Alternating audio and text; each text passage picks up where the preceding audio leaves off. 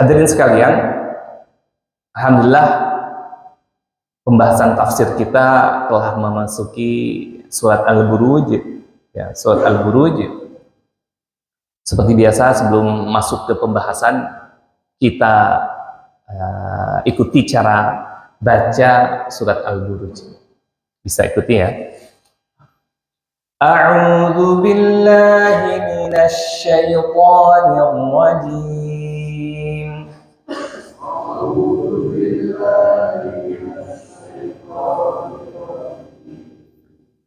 Bismillahirrahmanirrahim.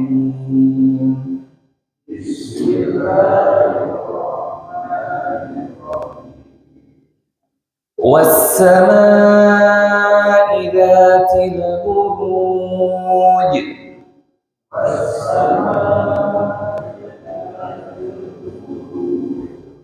Wal yawmil maw'ud.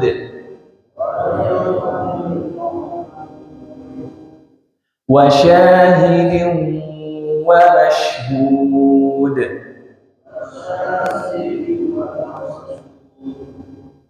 Qutila ashabul ukhdud.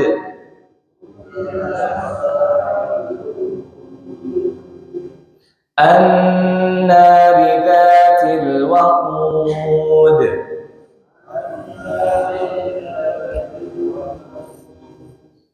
Idhum 'alaiha qu'ud.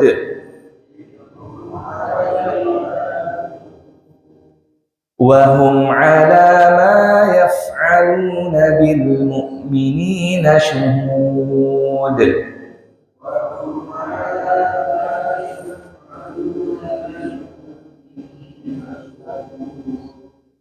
Wa ma naqamu minhum illa an yu'minu billahil azizil hamid.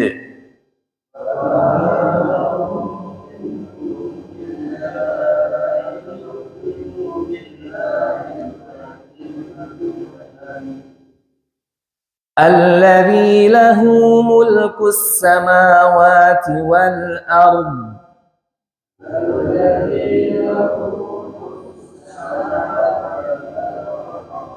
Wallahu ala kulli syai'in syahid.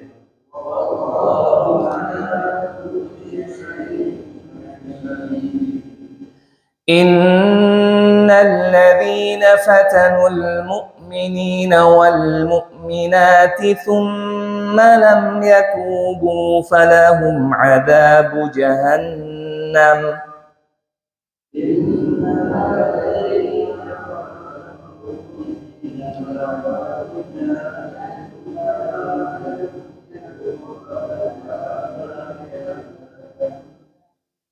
Falahum 'adzabu jahannam wa lahum 'adzabul hariq.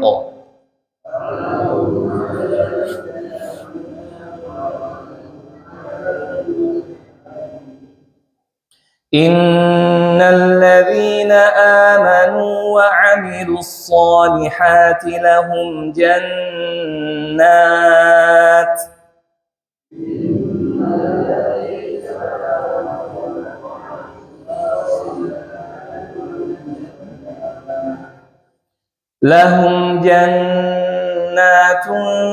tajri min tahtihal anhar.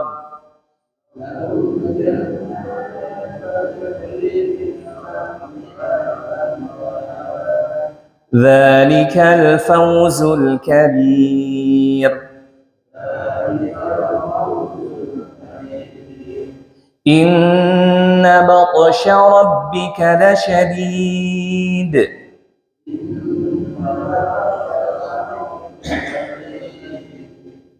Innahu huwa yubdi'u wa yu'id.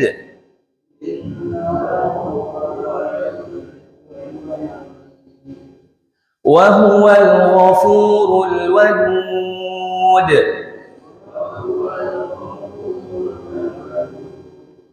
ذو العرش المجيد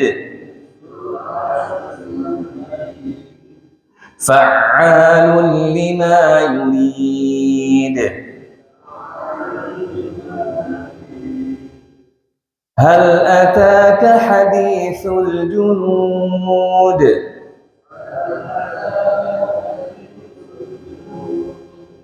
فرعون وثمود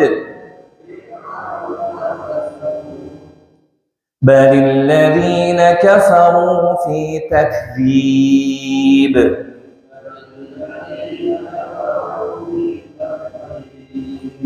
والله من ورائهم محيط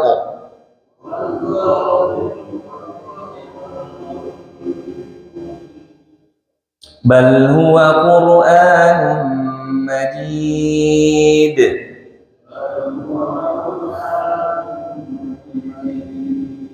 في لوح محفوظ.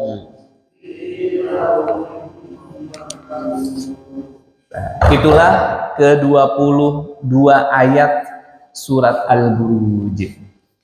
Jadi jumlah ayatnya ada 22, satu halaman pas.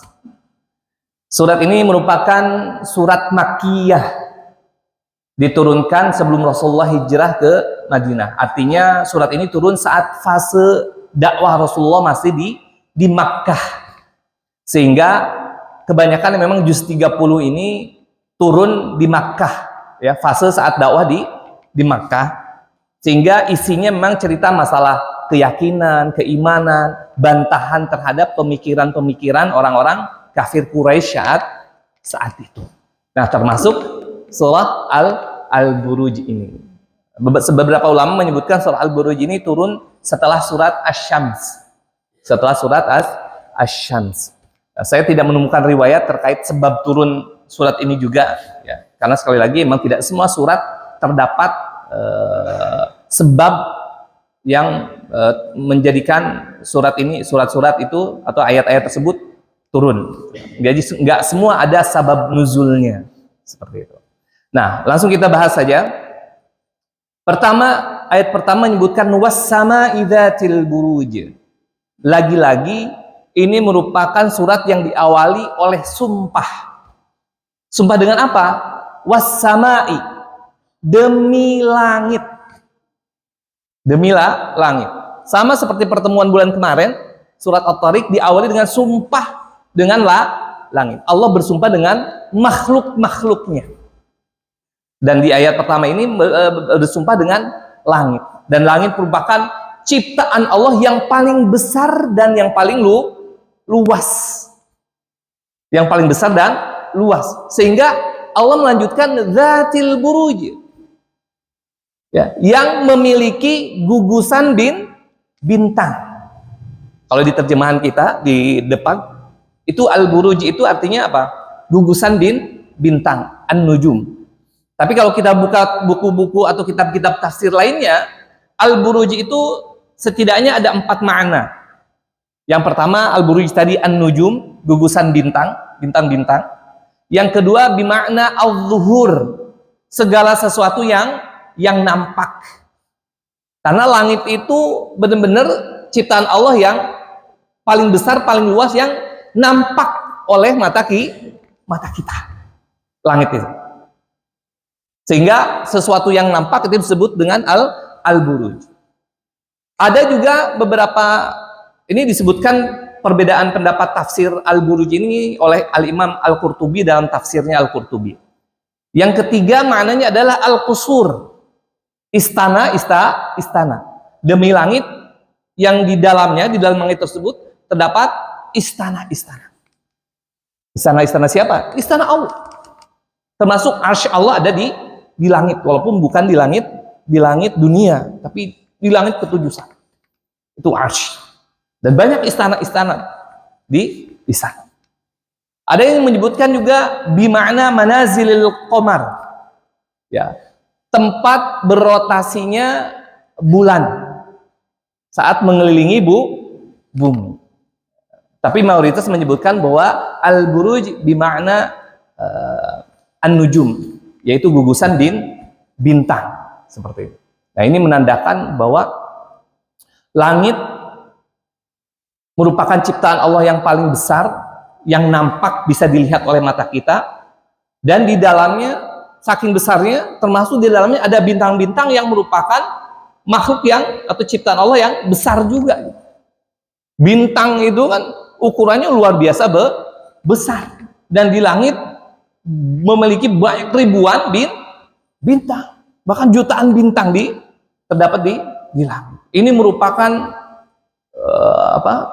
ciptaan Allah yang luar biasa, menandakan bahwa yang menciptakannya itu maha kuasa atas segala sesuatu. Maha hebat. Ciptaannya itu hebat-hebat semuanya. Sehingga yang menciptakannya pasti jauh lebih hebat. Sehingga Allah bersumpah di ayat pertama dengan langit yang memiliki gugusan bintang. Kemudian Allah bersumpah kembali di ayat keduanya, wal yaumil mau'ud, demi hari yang telah dijanjikan. Demi hari yang telah dijanjikan. Maksud di sini hari yang dijanjikan adalah hari kiamat. Jadi Allah bersumpah dengan hari kiamat. Kemudian karena hari kiamat itu pasti terjadi dan telah Allah janjikan akan terjadi. Karena sekali lagi ini khitabnya untuk orang-orang musyrikin Quraisy. Mereka tidak percaya akan adanya hari kebangkitan. Sehingga Allah bersumpah untuk meyakinkan, untuk menekankan. Kemudian Allah bersumpah di ayat ketiganya dengan dua hal. Wa syahidin wa masyhud.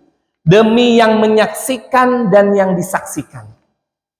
Nah, di sini para ulama termasuk di kitab tafsir Al-Qurtubi menyebutkan perbedaan pendapat makna apa sih yang dimaksud dengan menyaksikan, demi yang menyaksikan dan demi yang disaksikan. Ada yang memaknainya secara umum, apa saja yang menyaksikan dan disaksikan, termasuk karena cerita ini berkisah tentang pembantaian orang beriman oleh Ashabul Ukhdud. Mereka membantai dengan sambil menyaksikan pembantaian, ketawa-ketawa, merasa senang, bahagia. Nanti akan kita ceritakan, ya. Dan yang disaksikan adalah orang-orang yang beriman. Ada yang menyebutkan syahid, menyaksikan adalah Allah. Ada yang menyebutkan Rasulnya, ya. Kemudian masyhudnya adalah umatnya, atau kalau Allah syahidnya berarti masyhudnya adalah hambanya. Allah melihat, menyaksikan apa yang dilakukan oleh hamba-hambanya. Nah, itulah tafsiran terkait syahid yang menyaksikan wa masyhud.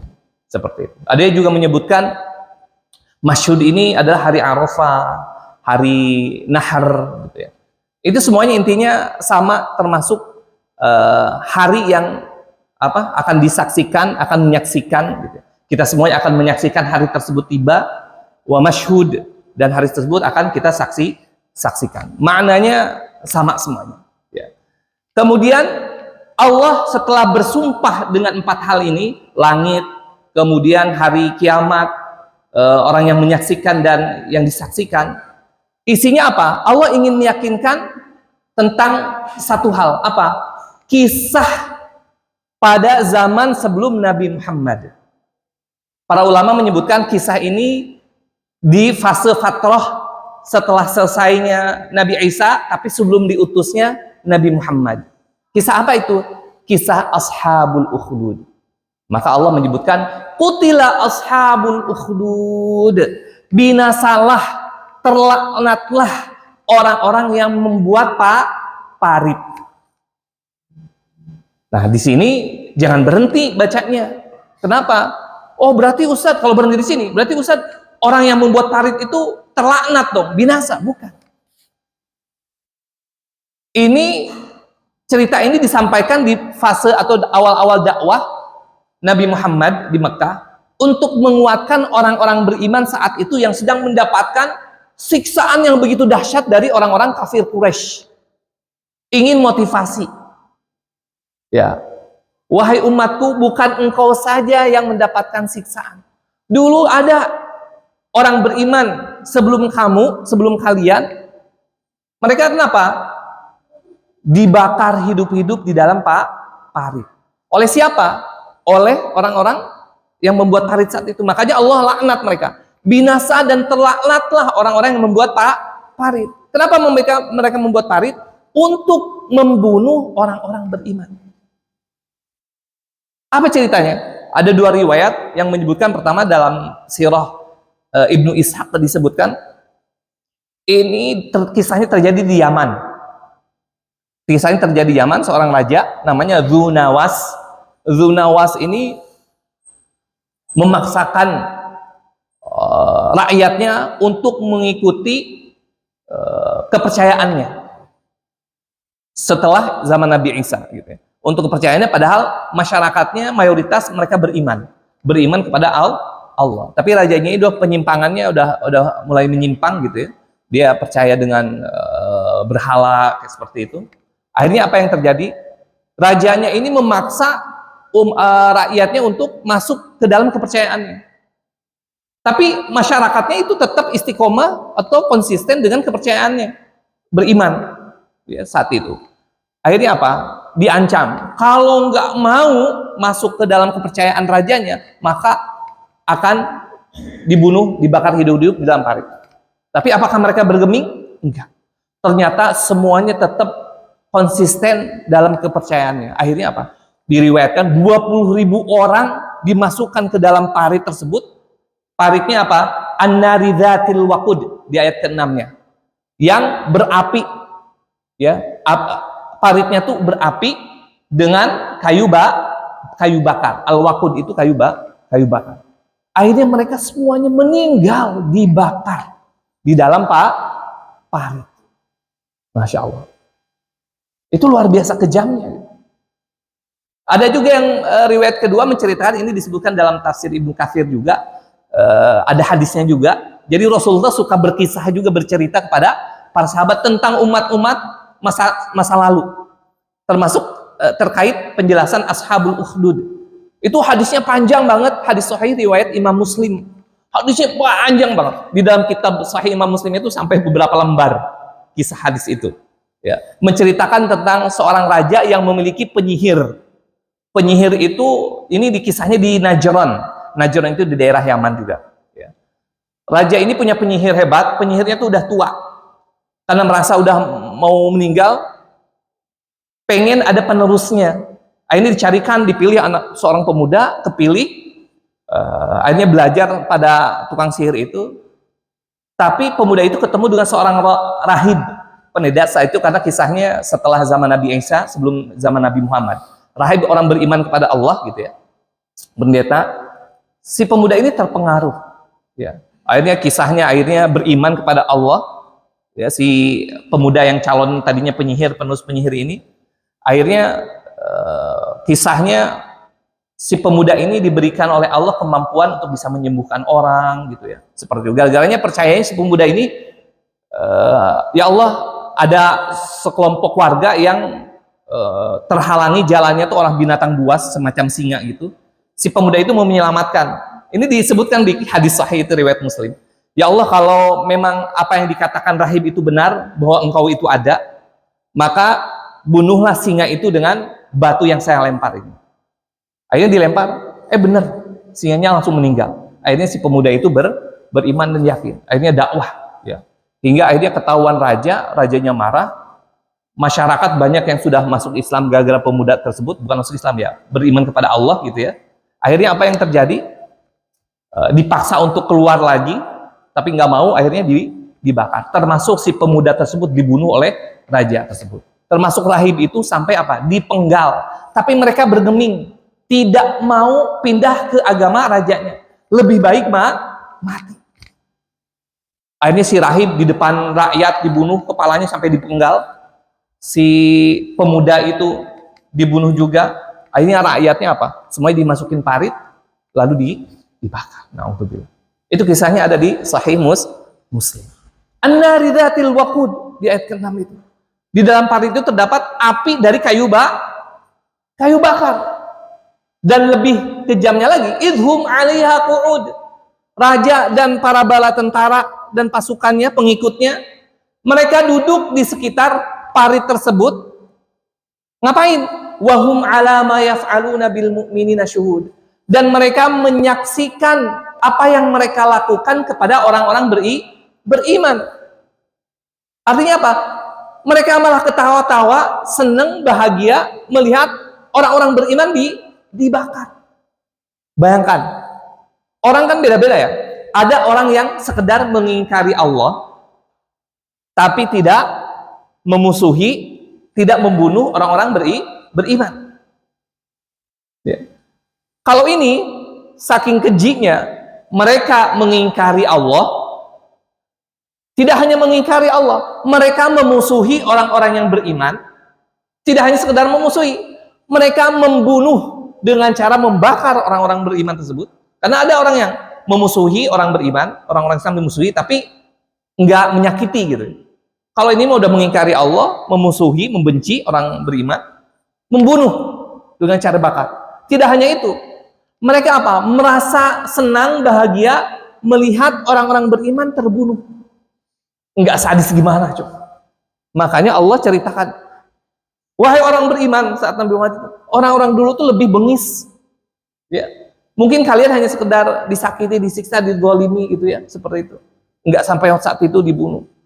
Mereka orang-orang terdahulu jauh lebih keji kepada orang-orang beriman.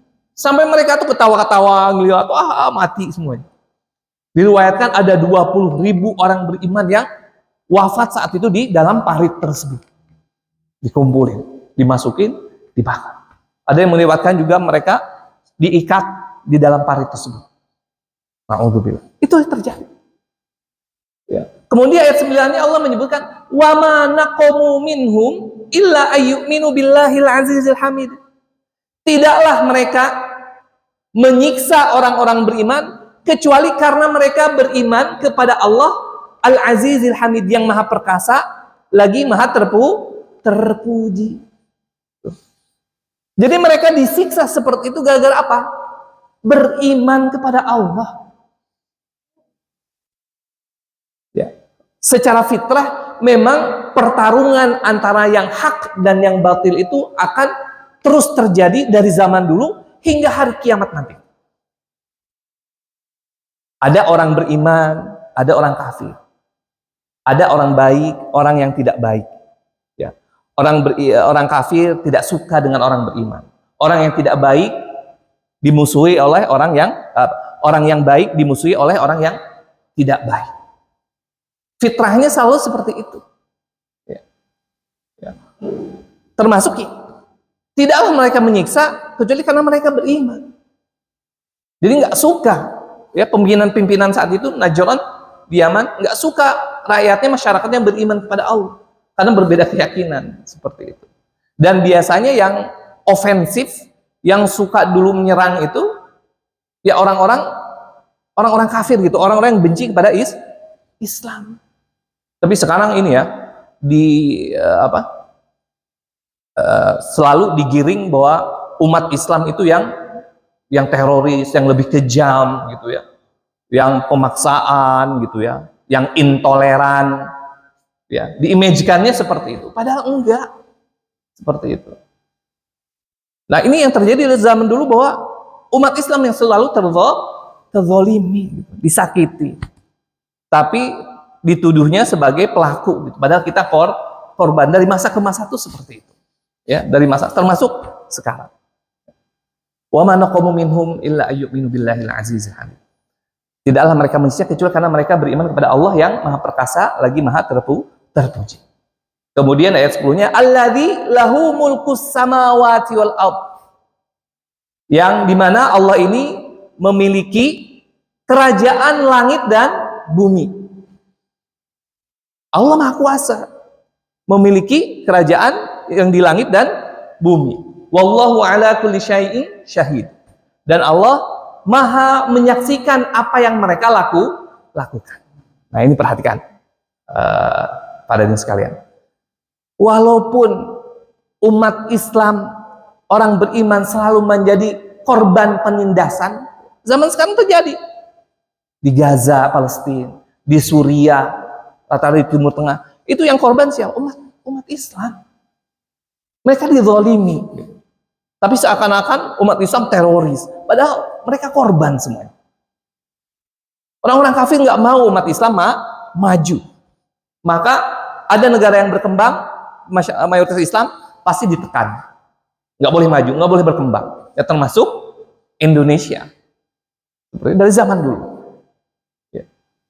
Tapi kata Allah, tenang. Allah ini maha kuasa, pemilik kerajaan langit dan bumi. Ketika orang Islam dizalimi, disiksa, bahkan sampai dibunuh, bukan berarti Allah diam. Kan kebanyakan orang ada sebagian orang Islam, ini Allah kemana sih gitu. Orang-orang udah banyak yang mati di Gaza. Kan Allah gampang untuk menyelamatkan, betul nggak? Untuk menyelamatkan orang beriman. Tenang, kata Allah. Disebutkan di dalam surah Ibrahim ayat 42. Wala tahsabannallaha ghafilan amma ya'maludz zalimun. Janganlah kalian mengira Allah lalai, Allah diam, Allah cuek terhadap apa yang dilakukan oleh orang-orang zalim. Innama yuakhiruhum liyaumin tashkhasu fihil absar. Karena Allah hanya sekedar menunda siksa mereka hingga nanti di akhir hayat. Entah mereka diazabnya pas sebelum wafat atau mati dengan rasa sakit yang sangat pedih, atau mereka akan Allah azab saat di hari kiamat kelak.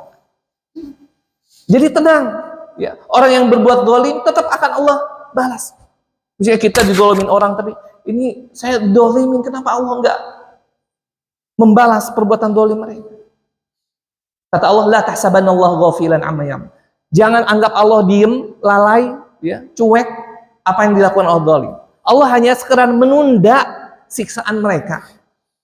Tenang aja, Allah akan balas dengan azab yang lebih pedih dari apa yang mereka lakukan, entah di akhir hayat mereka atau nanti di hari kiamat. Seperti itu. Ya, wallahu ala kulli syai'in syahid. Karena Allah menyaksikan apa yang mereka lakukan. Allah melihat gitu. Apa yang orang-orang Yahudi lakukan dengan saudara kita di Gaza, ya, di Suriah sekarang lagi rame juga tuh, di Lebanon. Allah melihat dan Allah nggak lalai, nggak diam. Ya. Allah ingin menguji kesabaran orang-orang di sana dan menguji kepedulian kita orang-orang Islam di Indonesia, di belahan negara lainnya, kepedulian kepada mereka. Seperti itu. Jadi kalau kita merasa didolimi, jangan menganggap Allah diem, nggak ngebantu, enggak. Ya, yakin Allah akan membantu. Kemudian di ayat berikutnya Allah menegaskan, Innal ladzina fatanul mu'minina wal mu'minat. Sesungguhnya orang yang mendatangkan fitnah atau siksa kepada orang-orang beriman, baik laki-laki dan perempuan, tsumma lam yatubu, kemudian mereka tidak taubat, maka konsekuensinya apa? Falahum adzabu jahannam wa lahum adzabul hariq. Maka mereka akan mendapatkan siksa jahanam, neraka jahanam, wa lahum adzabul hariq, dan mereka di dalam neraka jahanam itu akan disiksa dengan hariq, api yang panas, dengan dibakar. Masya Allah. Tapi yang menarik, perhatikan, orang yang menjiksa, menzolimi orang-orang beriman, malam ya tubuh, tapi nggak tahu taubat, baru dapat siksa. Artinya apa? Ya, walaupun perbuatan mereka kejam, udah mengingkari Allah, kemudian membenci dan memusuhi orang Islam, orang beriman, lalu menyiksa dengan cara dibakar lagi. Ya, mereka merasa senang dengan perbuatannya, tapi kata Allah, kalau mereka taubat, diampuni oleh Allah. Tapi malam ya tubuh, kalau mereka nggak taubat, baru dapat siksa. Masya Allah. Ini kemaha pengasihan Allah. Ya. Mereka akan disiksa kalau nggak tahu taubat. Tapi perilaku mereka yang segitu keji, sadis, kalau taubat ternyata diampuni juga oleh Allah. Masya Allah. Padahal perlakuannya itu dahsyat. Ngebunuh, menyiksa orang-orang beriman. Mereka hanya akan mendapatkan adab kalau nggak taubat. Sehingga mafhum mukhalafahnya kebalikannya, kalau taubat nggak disiksa. Allah ampun. Padahal udah membunuh 20.000 orang coba. Masya Allah. Kalau taubat. Itu indahnya agama Islam itu. Ya. Dan kemaha-pengasihan Allah itu, pengampunan Allah. Sebanyak apapun dosa kita, kalau dosa kita nggak mungkin udah ngebunuh sebanyak itu kan, istilahnya ya, separah-parahnya kita gitu ya. Itu pasti Allah ampuni. Teringat juga kisah di zaman Nabi cerita juga ke sahabat, kisah peristiwa sebelum Nabi tentang seorang pemuda yang sudah membunuh 99 orang. Pernah dengar kisahnya ya? 99 orang dibunuh. Akhirnya dia merasa udah jenuh, istilahnya udah membunuh terlalu banyak, akhirnya pengen taubat. Orang pemuda ini nyari orang, siapa yang paling soleh, yang paling baik di antara kalian. Ditunjukin, oh ada seorang rahib, pendeta, kamu datangi dia aja. Akhirnya nanya rahib, wahai rahib, apakah taubat saya bisa diterima kalau saya bertobat sedangkan saya udah membunuh 99 orang? Kata rahibnya, wah parah itu, taubatmu nggak bakalan diterima karena udah membunuh 99 orang. Akhirnya si rahib tadi dibunuh, jadi genap dia membunuh 100 orang. Ini hadis sahih, ada di hadis. Nabi bercerita kepada para sahabat. Akhirnya dia nggak puas tuh, nyari lagi, siapa orang yang paling soleh, paling berilmu di antara kalian. Ditunjukin kepada seorang beriman, oh dia, temuin aja dia. Akhirnya temuin, wahai fulan, saya sudah membunuh 100 orang. Kalau saya bertobat, apakah saya akan diampuni oleh Allah? Kata orang beriman, ya, engkau akan diampuni. Coba kamu datang ke tempat sana, di situ ada orang-orang yang sedang beribadah kepada Allah, kamu datang ke sana dan ibadah kepada Allah. Akhirnya dia melakukan perjalanan ke tempat kumpulan orang-orang beribadah itu, tapi di tengah jalan mereka si pemuda ini wafat, meninggal. Akhirnya datang malaikat azab dan malaikat rahmat. Mereka debat tuh, malaikat azab itu di hadisnya ceritakan malaikat azab dan malaikat rahmat itu debat. Ini orang ini kira-kira sudah tobatnya diampuni atau enggak ya? Soalnya belum melakukan kebaikan sama sekali, baru mau melakukan perjalanan ke tempat tersebut gitu. Malaikat azab bilang, oh enggak, ini belum melakukan kebaikan sama sekali, belum tobat, ini harus masuk neraka ini. Tapi malaikat rahmatnya, oh enggak, dia kan udah berencana, berniat bertobat, melakukan ibadah ke tempat itu. Cuman udah waktunya, ajalnya, wafat di tengah. Debat malaikat berdua ini. Akhirnya ada malaikat ketiga, ya udah kalau gitu ukur aja deh jaraknya. Diukur dari tempat dia tadi udah berniat pengen ke sana, apakah lebih dekat ke tempat dia bertobat, beribadah, apakah lebih dekat ke tempat awal. Akhirnya diukur, itu sampai diukur, dan ternyata dia lebih dekat ke tempat bertobat, yang tempat beribadah tadi. Akhirnya dia diampuni dosa-dosanya dan dimasukkan ke dalam surga. Ya kalau kita manusia, dosanya apa sih istilahnya? Maka jangan berputus asa, sebesar apapun dosa kita, maka bertobat, minta ampun kepada Allah, insya Allah Allah ampuni. Asal bertobat itu benar-benar bertobat, tidak mengulangi kesalahan yang sama gitu. Allah ampuni. Jadi jangan berputus asa. Nah, kemudian di ayat berikutnya Allah menjelaskan, innal ladzina amanu wa amilus solihati lahum jannatun tajri min tahtihal anhar dzalikal fawzul kabir. Sesungguhnya orang beriman, ya, maka balasannya akan mendapatkan apa? Surga yang di dalamnya terdapat sungai yang mengalir. Dzalikal fawzul kabir. Dan itu merupakan kemenangan yang agung atau yang besar. Artinya, para hadirin sekalian, Allah ingin ngasih motivasi, seberat apapun cobaan dan ujian orang yang beriman, entah itu ujiannya berupa perbuatan zalim dari orang lain, entah itu ujiannya berupa ujian harta, saya beriman kepada Allah, rajin ibadah, tapi kok susah banget hidupnya gitu. Ataupun ujian-ujian lainnya, pada akhirnya muara orang-orang beriman adalah apa? Surga. Jadi bersabar.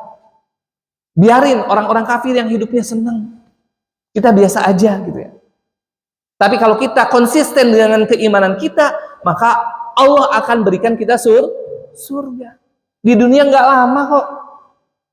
Tapi di akhirat yang kita hidup selamanya. Jangan sampai untuk hal yang duniawi kita menggadaikan keimanan kita.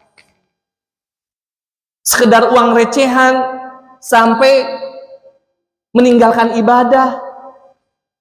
Ya. Hanya untuk perempuan cantik sampai menggadaikan akidah kita. Na'udzubillah. Allah ingin menjelaskan, tenang, engkau mendapatkan kedoliman, cobaan, hidup susah. Pada akhirnya muara engkau adalah orang beriman adalah surga yang di dalamnya sungai yang mengalir, keindahan, makanan yang segala sesuatu yang engkau inginkan. Jadi dunia ini sebentar. Jadi engkau cukup bersabar saja dengan segala kesulitan. Kan nggak kerasa ya? Kemarin perasaan kita masih muda, sekarang udah usia berapa gitu ya Pak ya, nggak kerasa ya tiba-tiba udah usia 60, 70 gitu ya, seperti itu. Saya juga begitu, perasaan sekarang udah usia 40 tahun tapi kayak masih 20 tahun gitu ya. Lalu saya sering main bola ya, saya main bola tuh lapangan gede, setiap pekan tuh 2 kali itu saya tanding tuh dengan anak-anak muda, anak-anak 20 tahunan gitu, dan duelnya dengan anak muda ngerasa masih muda terus gitu ya. Padahal udah di atas 40 tahun gitu. Jadi nggak kerasa hidup. Maka bersabar. Karena kalau kita sekali lagi konsisten dengan kebenaran, keimanan, ibadah, maka muara kita adalah surga. Masya Allah. Kemudian Allah menegaskan selanjutnya, inna batsya rabbika lasyadid.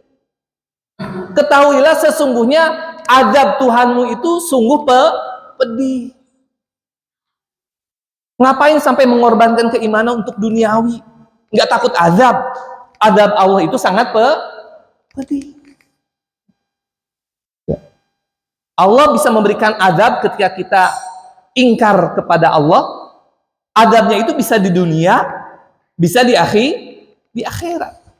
Banyak orang-orang yang Allah azab saat di dunia seperti umat-umat terdahulu ketika ingkar ya terhadap perintah Allah. Allah azab langsung di dunia. Kalau nggak diadab di dunia ya pasti Allah azab di akhirat. Inna batsya rabbikal syadid. Sungguh azab Tuhanmu sangat pedih. Kemudian selanjutnya apa? Inna batsya rabbikal syadid. Innahu huwa yubdi'u wa yu'id. Dan juga Allah apa? Yang memulai penciptaan wa yu'id, dan akan mengulanginya. Artinya Allah menciptakan kita dan Allah akan saat kita wafat akan kembali mengulang, membangkitkan kita. Artinya apa? Hari kebangkitan itu pasti dan kita akan dimintai pertanggungjawaban atas apa yang kita lakukan saat di dunia. Tapi tenang kata Allah, wa huwal ghafurul wadud di ayat berikutnya. Kalau kita melakukan kesalahan, tenang. Allah itu apa? Ghafur, Maha Pengampun, Al-Wadud, Maha Pengasih. Masya Allah. Sebesar apapun dosa yang kita lakukan, mohon ampunan kepada Allah. Jadi Ghafur itu Maha Pengampun dari kata maghfirah. Ya.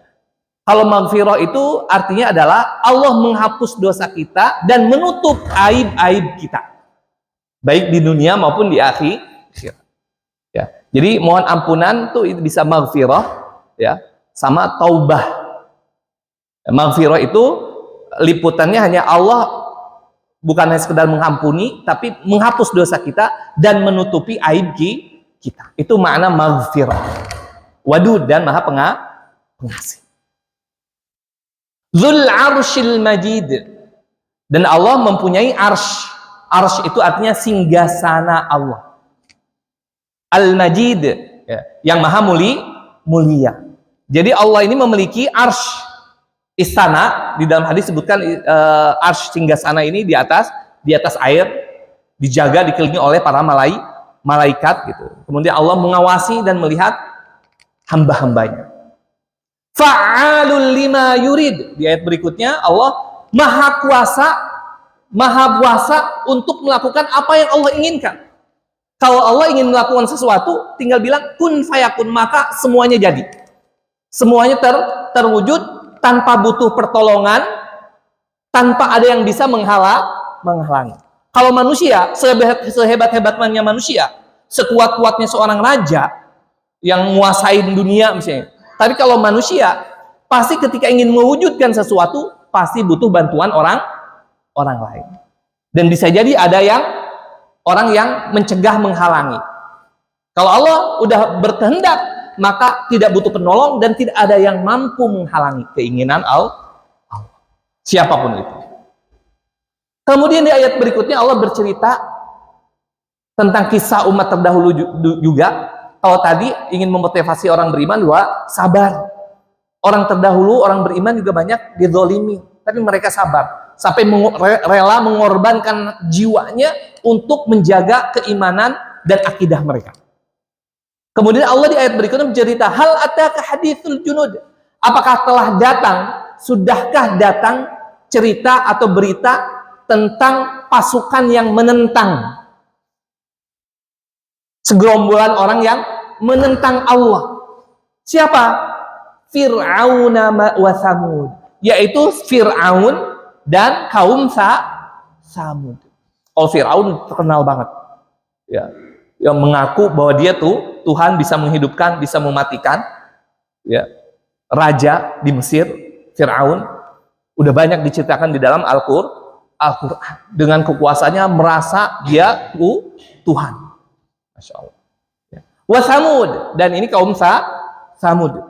Kaum Tsamud itu diberikan kelebihan oleh Allah, bisa bikin memahat, ya, batu-batu jadi istana, rumah gitu. Itu kaum Tsamud. Tapi dengan kelebihan yang Allah berikan, justru membuat mereka apa? Membangkang dan berlaku zalim. Berlaku zalim. Dia mendustakan nabinya, mendustakan dan mengingkari perintah Allah. Balil ladzina kafaru fi takfir. Tapi memang kerjaannya orang-orang kafir itu selalu mendustakan, fi takdzib, selalu mendustakan. Selama mereka dalam kekafiran, maka mereka selalu akan mendustakan perintah Allah. Mendustakan perintah Allah, mendustakan ajaran-ajaran Islam. Ya. Itu perilaku atau tabiat asli dari orang-orang kafir. Jadi kalau ada orang-orang kafir gitu ya, dekat dengan itu kamuflase aja seperti itu. Padahal di dalam hati tabiatnya ya mereka benci dengan kita. Walaupun ada orang kafir yang memang tidak memusuhi kita, ya, seperti itu. Tapi secara umum tabiatnya seperti itu. Wallahu min waraihim muhit. Ya. Di ayat ke-20-nya Allah menegaskan, padahal Allah meliputi mereka atau menyaksikan mereka, mengawasi mereka dari belakang. Jadi yang dilakukan oleh orang-orang kafir juga Allah menyaksikan. Allah melihat. Tapi ketika mereka berbuat zalim kepada orang beriman, bukan berarti Allah diam.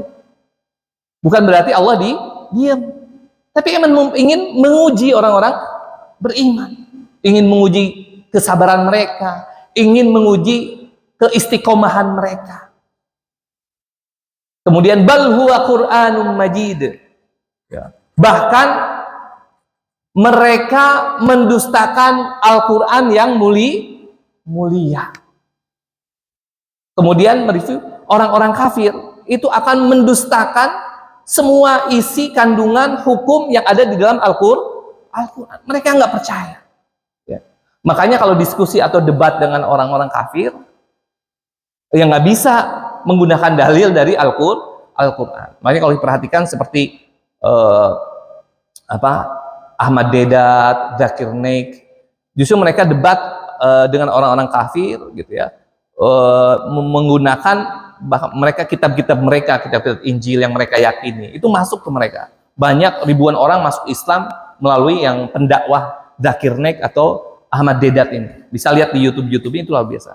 Dalilnya nggak pakai dalil Al-Quran, mereka dalilnya pakai kitab-kitab Injil mereka, udah hafal gitu. Terus pakai logika seperti itu. Baru mereka yakin. Karena sekali lagi tabiat orang-orang kafir itu tidak meyakini isi kandungan Al-Quran, sehingga pakai dalil apapun yang nggak bisa. Tapi Al-Quran merupakan mukjizat yang ketika dibacakan kepada orang, ya, itu bisa merubah dan melunakkan hati orang-orang kafir. Tetap Al-Quran itu mukjizat. Betapa banyak orang yang masuk Islam gara-gara hanya sekedar mendengar Al-Quran, padahal mereka tidak tahu artinya. Itu salah satu mukjizat. Seperti siapa? Kalau zaman dulu Umar bin Khattab. Umar bin Khattab masuk Islam gara-gara apa? Mendengar adiknya Fatimah membaca surat Toha. Artinya tergerak. Dan zaman sekarang juga banyak. Bahkan saya mendengar artis-artis itu, bahkan artis luar negeri, artis Hollywood, itu ada yang masuk Islam gara-gara tertarik dengan Al-Quran, mendengar Al-Quran. Oh, kok bikin tenang, kok indah banget. Akhirnya belajar, akhirnya masuk Islam. Itu banyak yang seperti itu. Termasuk di Indonesia. Al-Quran itu mukjizat. Makanya disebut Al-Quranul Majid. Al-Quran yang mulia. Ketika kita dekat dengan Al-Quran, maka kemuliaan Al-Quran akan berimbas kepada diri kita menjadi manusia mulia. Makanya bersyukur kita banyak berinteraksi dengan Al-Quran. Kajian tafsir Al-Quran, tilawah Al-Quran. Itu yang akan menjadikan diri kita mulia. Karena Al-Quran itu Al-Quran itu mulia. Bal huwa Qur'anun Majid fi lauhim mahfuz. Yang tersimpan di Lauhil Mahfuz.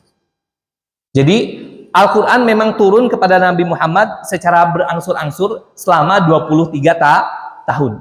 Jadi Al-Quran turun kepada Nabi Muhammad semuanya 114 surat itu selama 23 tahun. Jadi turunnya tuh 5 ayat. Ntar seperti ini kan, surah Al-Alaq turun pertama 1-5 turun. Kemudian nggak langsung habis surat Al-Alaq, enggak.